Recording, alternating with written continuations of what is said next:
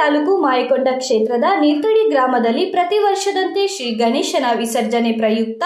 ಗ್ರಾಮದ ಸರ್ವ ಸಮುದಾಯದವರು ಸ್ನೇಹ ಬಾಂಧವ್ಯದೊಂದಿಗೆ ಬೆರೆತು ಯಾವುದೇ ಕೋಮುವಾದಿ ಇಲ್ಲದೆ ವೀರಗಾಸೆ, ಕರಡಿ ಮಜಲು, ನಂದಿಕೋಲು ಕುಣಿತ, ಗೊಂಬೆ ಕುಣಿತ,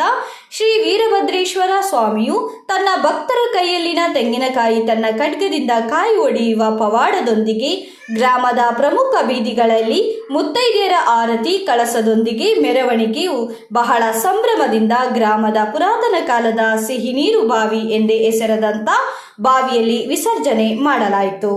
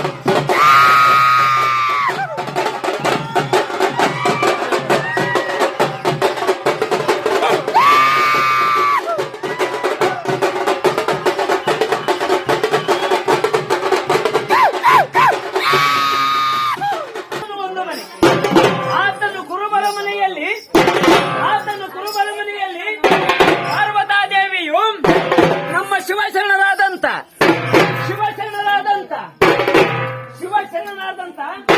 ನಮ್ಮ ಕುಂಬಾರ ಗುಂಡಣ್ಣನ ಮನೆಯಲ್ಲಿ ಮಗಳಾಗಿ ಹುಟ್ಟಿದಳು. ಮಗಳಾಗಿ ಹುಟ್ಟಿದಾಗ ಆ ನನ್ನ